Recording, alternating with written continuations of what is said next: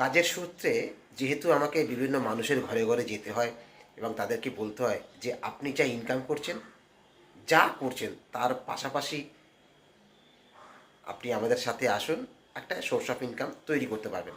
সেজন্যই গেছিলাম কোনো একজনের বাড়িতে।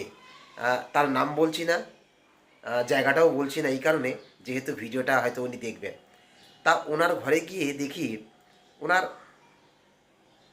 7-8 বছরের একটাই মেয়ে, সে দেওয়ালে কত সুন্দর একটা টিভি এঁকেছে, সাথে সেট টপ বক্স এঁকেছে।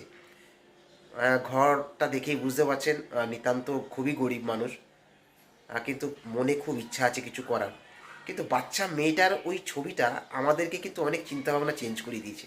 কারণ ওই বাচ্চা মেয়েটি হয়তো টিভি কেনার ওর মায়ের ক্ষমতা নেই, কিন্তু ও লোকের বাড়িতে গিয়ে দেখেছে টিভি দেওয়ালে টাঙানো থাকে এবং একটা সেট টপ বক্সও থাকে।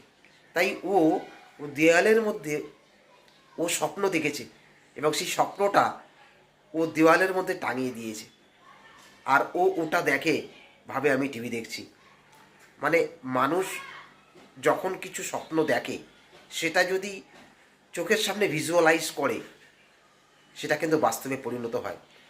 পৃথিবীর সমস্ত বড় বড় সফল মানুষদের জীবনে যদি আপনি পড়েন, দেখবেন তারা যা করেছে, জীবনে যা চেয়েছে, সেটা দেওয়ালে বা ভিজুয়ালাইজ করেছে, যে কোনো জায়গায় হোক, নিজে চোখে যেন দেখে প্রত্যেক দিন। ওই বাচ্চা মেয়েটি জেনে অথবা না বুঝে ওটা করে রেখেছে। ওর স্বপ্ন কিন্তু একদিন পূরণ হবেই হবে, এটা আমি অ্যাসুরেন্স দিচ্ছি।